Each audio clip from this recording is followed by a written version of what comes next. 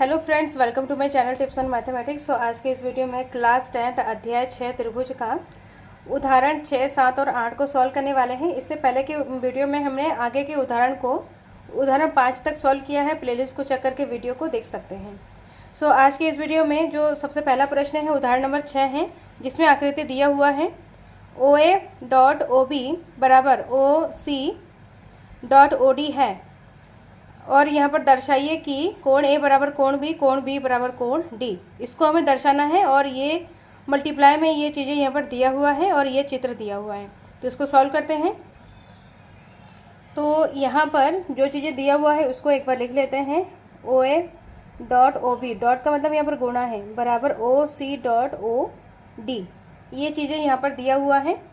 तो यहाँ पर जो चीज़ें दिया हुआ है, यहाँ से OA और OB, इस वाले त्रिभुज का OA डॉट OB दूसरे वाले त्रिभुज का है, OC यहाँ पर बड़े वाले त्रिभुज का है और OD यहाँ पर छोटे वाले त्रिभुज का है।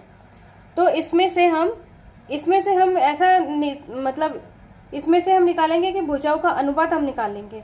जो चीज़ें यहाँ पर दिया हुआ है गुणे में भुजा के गुणे के रूप में यहाँ पर दिया हुआ है, तो इसमें से हम अनुपात के रूप में निकाल लेंगे। तो यहाँ पर हम देखेंगे कि OA है और OB है और इसमें OC और OD। अगर यहाँ पर OA को रखा जाए तो इन दोनों में से किस चीज़ को हम अपॉन में लेंगे वो हमें देखना है। तो OA छोटे वाले त्रिभुज का भुजा है, OD छोटे वाले त्रिभुज का भुजा है।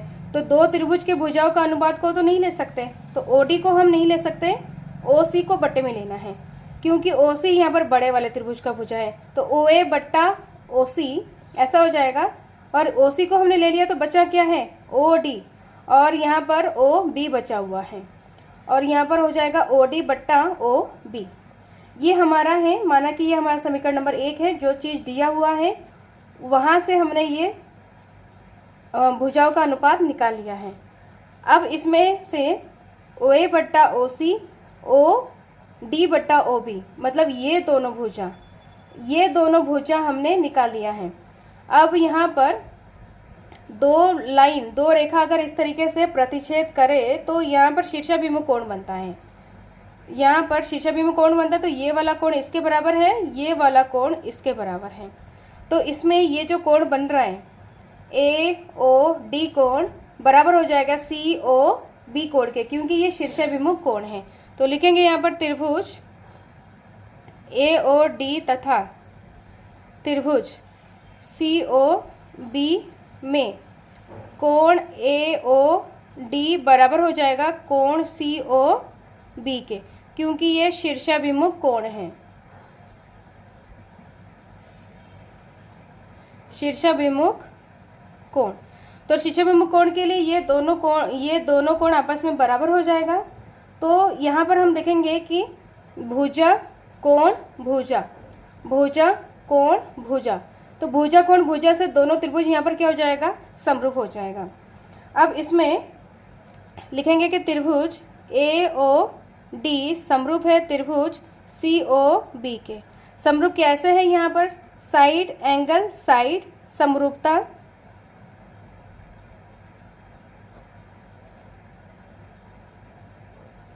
कसौटी से, साइड एंगल साइड समरूपता कसौटी से यहाँ पर दोनों त्रिभुज क्या हो जाएगा, समरूप हो जाएगा। तो जब यहाँ पर दो त्रिभुज समरूप है, हमें क्या दर्शाना है, हमें कोणों को बराबर दिखाना है। तो दो त्रिभुज यहाँ पर समरूप है तो उनके संगत कोण आपस में बराबर हो जाएगा। तो इसमें कोण A किसके बराबर हो जाएगा, कोण C के, क्योंकि यहाँ पर भुजा का अनुपात किस तरीके से है, AO भुजा बट्टा CO भुजा है, मतलब इस साइड का भुजा है और इस साइड का भुजा है। तो कोण भी A कोण C कोण के बराबर हो जाएगा। तो लिखेंगे यहाँ पर कोण A बराबर कोण C और यहाँ पर कोण D बराबर कोण B, कोण B बराबर कोण D, क्योंकि ये समरूप त्रिभुज के संगत कोण है, समरूप त्रिभुज के संगत कोण है, इसीलिए ये आपस में बराबर हैं। तो इसी को हमें सिद्ध करना था। तो ये क्या है, इसका फाइनल आंसर है। नेक्स्ट है उदाहरण नंबर 7 को सॉल्व करते हैं। तो 90 सेंटीमीटर की लंबाई वाली एक लड़की बल्ब लगे एक खंबे के आधार से परे 1.2 मीटर पर सेकंड की चाल से चल रही है। यदि बल्ब भूमि से 3.6 मीटर की ऊंचाई पर है तो 4 सेकंड बाद उस लड़की की छाया की लंबाई ज्ञात कीजिए। तो इसमें ये चित्र दिया हुआ है, ये खंबा है AB और CD यहाँ पर लड़की है। अब यहाँ पर जो लड़की खड़ी है, लड़की की छाया यहाँ पर DE है, तो DE हमें निकालना है। तो इसको सॉल्व करते हैं। तो उदाहरण 7 में दिया हुआ है इस तरीके से। तो AB यहाँ पर क्या है, खंबा है, CD लड़की की लंबाई है और लड़की की छाया की लंबाई यहाँ पर DE हमें निकालना है। तो खंबे की जो लंबाई दिया हुआ है 3.6 मीटर दिया हुआ है और लड़की की लंबाई दिया हुआ है 90 सेंटीमीटर। तो मीटर में चेंज करने के लिए 100 से भाग देंगे तो यहाँ पर 0.9 मीटर आ जाएगा। AB हमारे पास पता है, CD पता है, हमें DE निकालना है, लड़की की छाया की लंबाई हमें निकालना है। और इसमें साथ ही बोला गया है कि एक लड़की एक बल्ब लगे खंबे के आधार से परे 1.2 मीटर पर सेकंड की चाल से चल रही है। मतलब यहाँ पर खंबे के परे मतलब खंबे से आगे से, मतलब यहाँ से लेकर B से लेकर D तक वो चल रही है। और इसकी चाल क्या है, यहाँ पर चाल दिया हुआ है, चाल है यहाँ पर 1.2 मीटर पर सेकंड की चाल से, मतलब चाल से वो चल रही है। और 4 सेकंड बाद खंबे लड़की की छाया की लंबाई ज्ञात कीजिए। तो माना कि 4 सेकंड बाद B से चलना प्रारंभ किया तो 4 सेकंड बाद वो D तक पहुंची। तो D से लड़की की छाया की लंबाई DE हमें निकालना है। तो B से D तक पहुंचने में लगा समय, यहाँ पर समय भी दिया हुआ है। समय यहाँ पर क्या है, 4 सेकंड दिया हुआ है। अब इसमें D और B के बीच की दूरी नहीं पता हमें, D और B के बीच की दूरी नहीं दिया हुआ है। तो सबसे पहले यहाँ पर दूरी निकालेंगे। तो समय बराबर एक फॉर्मूला है, समय बराबर दूरी बट्टा चाल। अब इसमें रखेंगे तो दूरी यहाँ पर क्या है, दूरी हमें निकालना है। तो दूरी बराबर क्या हो जाएगा, समय गुणा चाल हो जाएगा। तो दूरी यहाँ पर हो जाएगा, फॉर्मूले में रखेंगे वैल्यूज़। तो समय यहाँ पर 4 सेकंड है, चाल है यहाँ पर 1.2 मीटर पर सेकंड है। तो दूरी मतलब DB, दूरी मतलब BD, गुणा करेंगे तो यहाँ पर आ जाएगा,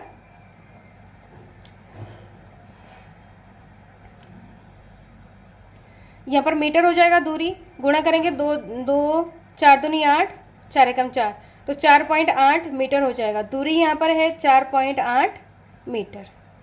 तो हमारे पास AB पता है, CD पता है और DB 4.8 मीटर पता है, हमें DE निकालना है। तो इसको सॉल्व करते हैं। तो इसको सॉल्व करने के लिए यहाँ पर हम देखेंगे कि ये जो त्रिभुज है, यहाँ पर त्रिभुज कौन सा बन रहा है, ABE बड़ा वाला त्रिभुज बन रहा है और एक बन रहा है CDE छोटा वाला त्रिभुज, एक छोटा वाला त्रिभुज एक बड़ा वाला त्रिभुज। तो लिखेंगे त्रिभुज ABE तथा त्रिभुज CDE में इन दोनों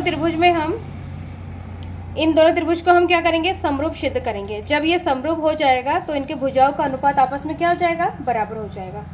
तो इन दोनों त्रिभुज में समरूप दिखाने के लिए हमें कम से कम 2 भुजा या 2 कोण को हमें बराबर दिखाना होता है।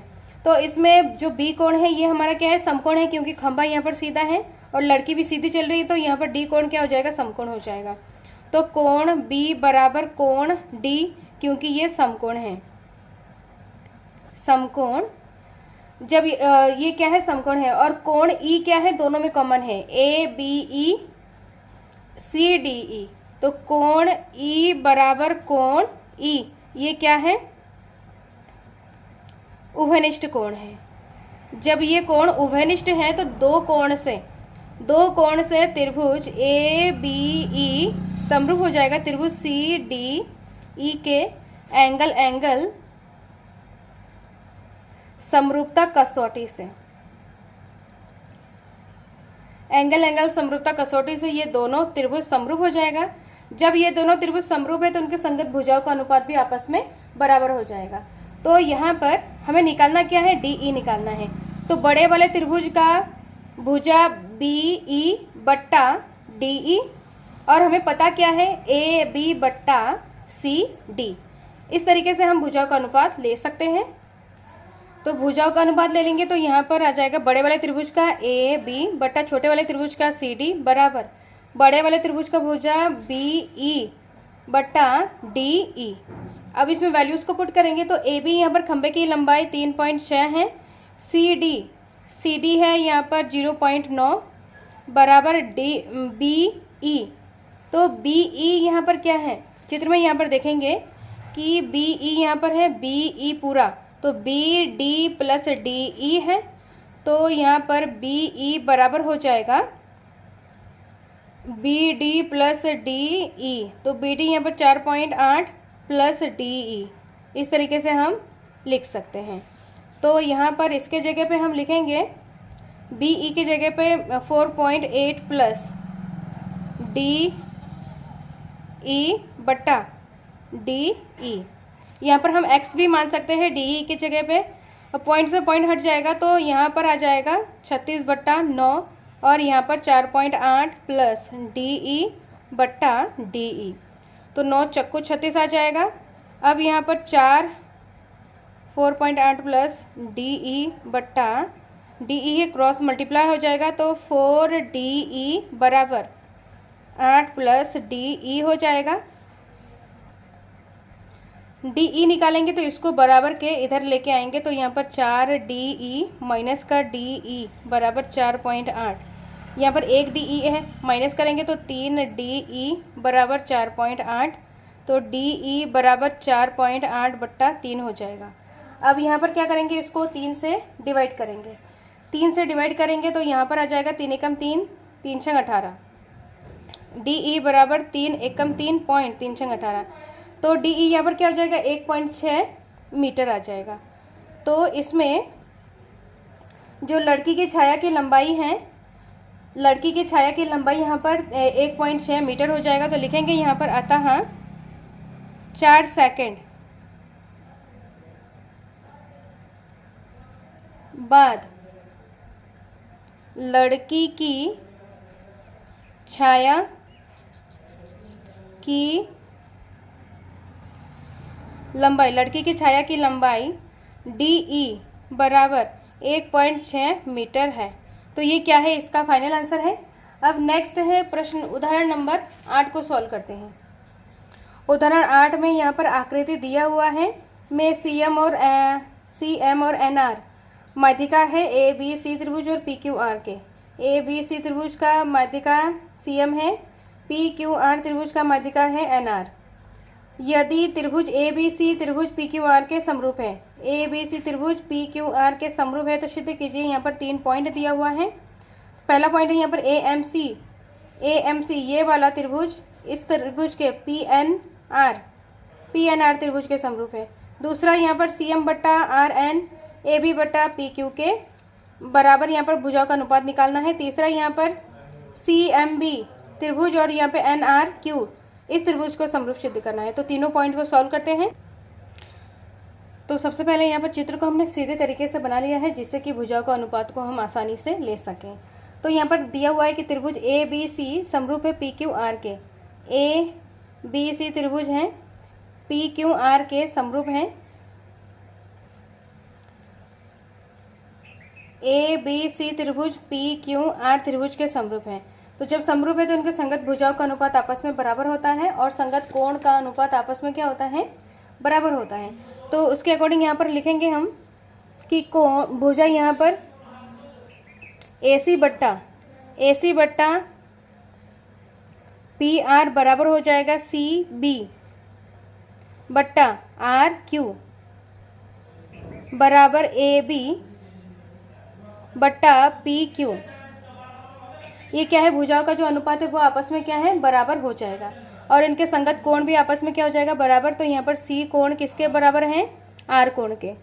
कोण सी बराबर कोण आर, कोण ए बराबर कोण पी, कोण ए बराबर कोण पी, और कोण बी बराबर कोण Q, ये जो संगत कोण है ये आपस में क्या हो जाएगा, बराबर हो जाएगा। इतना चीज़ें हमें जो प्रश्न में दिया है उस वहाँ से हमें प्राप्त हुआ है। माना कि ये हमारा समीकरण नंबर 1 है, इसका यूज आगे होने वाला है, और ये जो हमने जो कोण निकाला है ये समीकरण नंबर 2 है। अब यहाँ पर ये भी बताया गया है कि CM और RN यहाँ पर क्या है, त्रिभुज की माध्यिकाएं हैं। CM और NR, CM और RN दोनों त्रिभुज की माध्यिका है। तो यहाँ पर जो दिया है CM अगर माध्यिका है त्रिभुज ABC का, इसका मतलब क्या हो जाएगा, AB को 2 बराबर भागों में बांटेगा कौन, CM। तो यहाँ पर हम लिख सकते हैं कि इसको हम बता सकते हैं कि AM बराबर MB, ऐसा भी बता सकते हैं। और यहाँ पर ये भी बता सकते हैं कि AB का AB बराबर हो जाएगा 2AM के या तो 2MB के, इस तरीके से भी हो सकता है। AB जो पूरा है ये किसके बराबर हो जाएगा, इस वाले हिस्से का दुगने का या तो इस वाले हिस्से का दुगने का। कहने का मतलब जैसे कि ये AB है और बीच में माना कि ये C है, तो ये 2 सेंटीमीटर है, ये 2 सेंटीमीटर है, टोटल कितना सेंटीमीटर हो गया है, 4 सेंटीमीटर हो गया है। तो AB किसके बराबर हो सकता है, AB किसके बराबर हो सकता है, या तो AC के दुगने के बराबर हो सकता है 2 गुना AC, या तो 2 गुना CB के हो सकता है। तो AC यहाँ पर कितना है, 2 है, तो 2 दूनी यहाँ पर 4, जो कि यहाँ पर टोटल कितना है, 4 है। या तो यहाँ पर 2 गुना CB कितना है, 2 है, तो 2 दूनी 4। तो इस तरीके से यहाँ पर जो AB है किसके बराबर हो जाएगा, 2 गुना AM के भी हो सकता है, और AB किसके बराबर हो सकता है, 2 गुना MB के हो सकता है। सेम तरीके से इसमें भी हम लिख सकते हैं कि PQ किसके बराबर हो सकता है, PQ 2 गुना PN के हो सकता है, और PQ 2 गुना NQ के हो सकता है।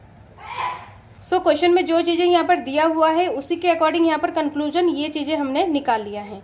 अब यहाँ पर जो फर्स्ट पॉइंट है, फर्स्ट पॉइंट में यहाँ पर क्या पूछा गया है, फर्स्ट पॉइंट में यहाँ पर त्रिभुज AMC समरूप त्रिभुज PNR हमें समरूप दिखाना है। तो त्रिभुज AMC तथा त्रिभुज PNR में, तो इसमें देखेंगे कि त्रिभुज AMC कहाँ है, AMC ये वाला त्रिभुज, PNR ये वाला त्रिभुज, इन दोनों त्रिभुज में हमें क्या करेंगे, समरूप सिद्ध करना है। जिसके लिए यहाँ पर क्या करना पड़ेगा, समरूप सिद्ध करने के लिए या तो हमें साइड एंगल साइड, या तो एंगल साइड एंगल, या तो साइड साइड साइड, या तो एंगल एंगल एंगल, इस समरूपता कसौटी का यूज करके हमें समरूप सिद्ध करना होगा।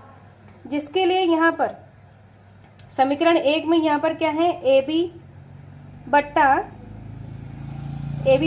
PR और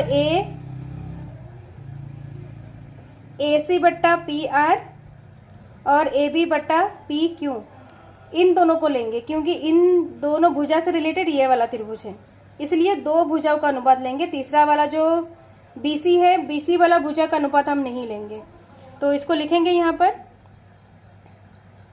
AC बट्टा PR बराबर AB बट्टा PQ, कहाँ से लिया है, समीकरण 1 से, समीकरण 1 से हमने लिया है। अब हमारे पास AM चाहिए, AB नहीं चाहिए, यहाँ पर AB के जगह पर हमें AM चाहिए। तो AB यहाँ पर किसके बराबर है, 2AM और 2MB के बराबर, तो 2AM इसका यूज हमें करना है। तो माना कि ये समीकरण 3 है और ये समीकरण 4 है, जिसका यूज यहाँ पर होने वाला है। तो यहाँ पर लिखेंगे कि AC बट्टा PR, ये दोनों भुजा तो हमें पूरा चाहिए क्योंकि ये पूरा त्रिभुज का भुजा है। अब इस भुजा का हमें हाफ करना है, जिसके लिए यहाँ पर समीकरण 3 और समीकरण 4 का यूज करेंगे। और यहाँ पर ये वाला भुजा चाहिए तो हमें 2PN इसका यूज करेंगे AB के जगह पे। तो AB किसके बराबर हो जाएगा, AB के जगह पे 2AM रख सकते हैं, 2AM।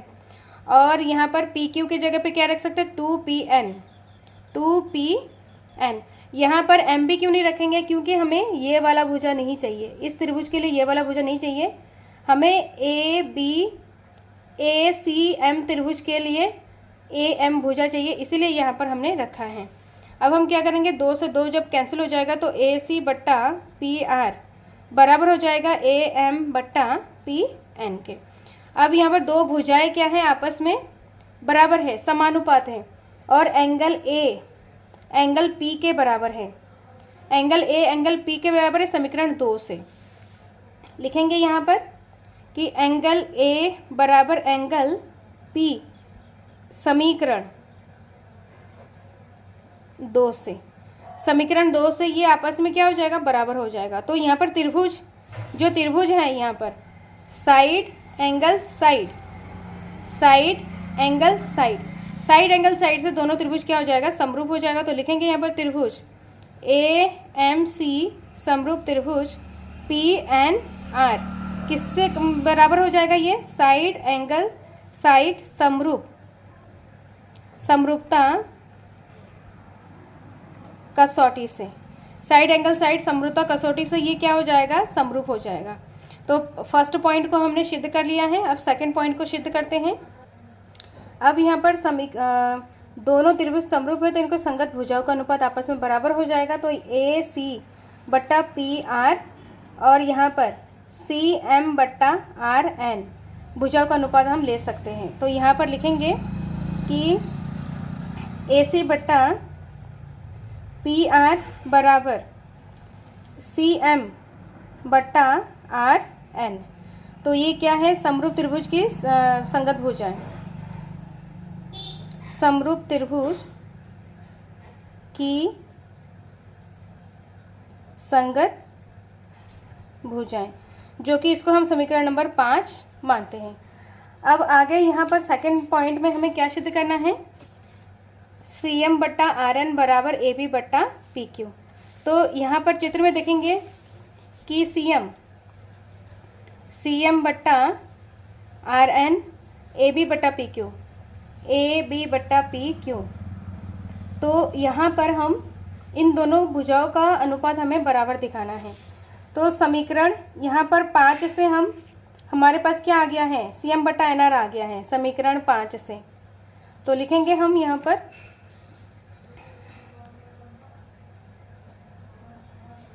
समीकरण 5 से। तो समीकरण 5 में हमारे पास क्या है, सी एम बट्टा आर एन बराबर है ए सी बट्टा पी आर के। अब यहाँ पर समीकरण 1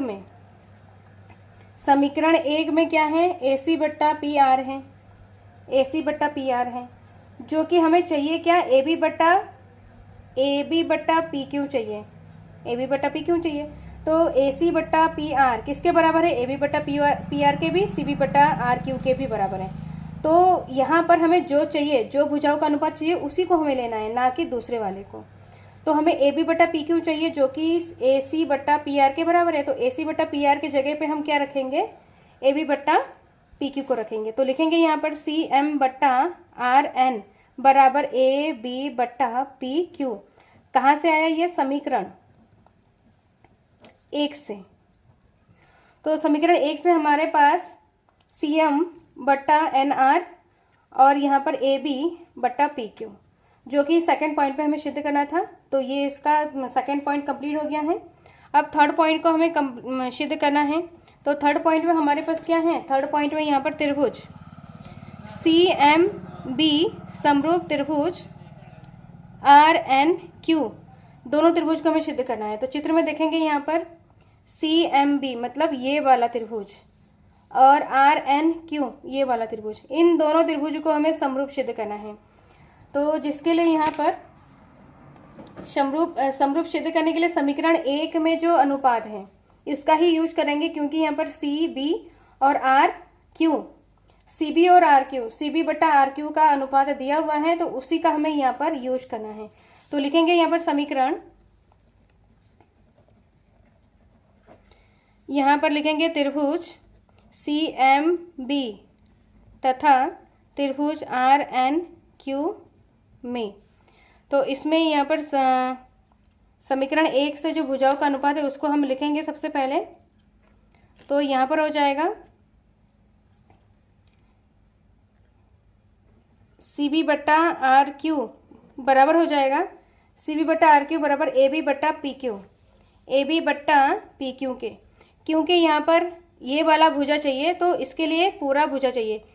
ये वाले त्रिभुज के लिए सी एम बी त्रिभुज के लिए एम बी भुजा किससे रिलेटेड है? एम बी भुजा ए बी भुजा से रिलेटेड है, इसलिए ए बी का अनुपात हमें लेना पड़ेगा।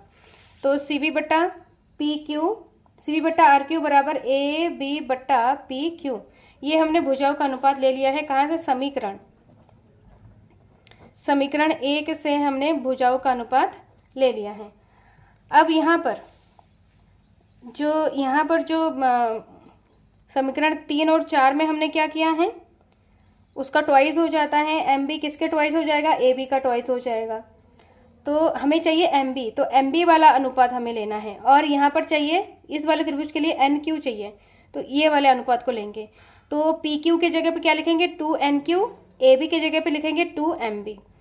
तो लिखेंगे ए बी के जगह पे 2 एम बी और पी क्यू के जगह पे 2 एन क्यू लिखेंगे। इस तरीके से हमने लिख लिया है। सी बी बट्टा आर क्यू ऐसे ही आ जाएगा। ये हमारा आया है समीकरण 3 तथा 4 से। 3 तथा 4 से 2 से 2 कट जाएगा, तो यहाँ पर आ जाएगा सी बी बट्टा आर क्यू बराबर एम बी बट्टा एन क्यू। ये हमारे पास आ गया है। तो इसमें देखेंगे भुजाओं का अनुपात सी बी बट्टा आर क्यू, यहाँ पर है सी बी बट्टा आर क्यू, एम बी बट्टा एन क्यू, एम बी बट्टा एन क्यू। दो भुजाओं का अनुपात, ये दो भुजाओं का अनुपात हमारे पास मिल गया है। और समीकरण 2 में क्या है? कोण बी किसके बराबर है? कोण क्यू के बराबर है। तो लिखेंगे यहाँ पर कोण बी बराबर कोण क्यू।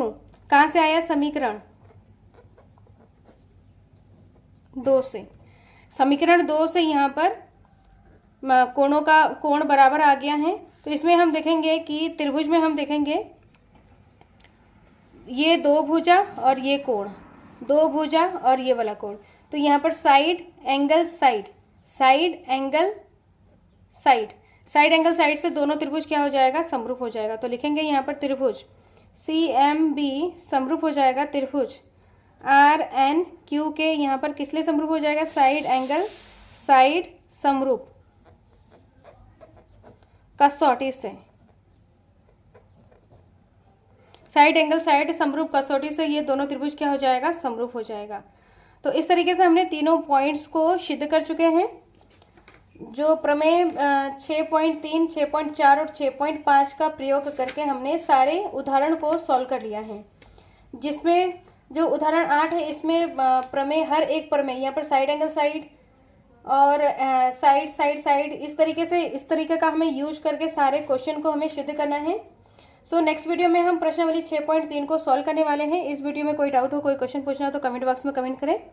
टिप्स एंड मैथमेटिक्स के साथ बने रहें और इस वीडियो को ज़्यादा से ज़्यादा देखें, ज़्यादा से ज़्यादा लाइक करें, शेयर करें, सब्सक्राइब करें। सो मिलते हैं नेक्स्ट वीडियो में। Thank you so much.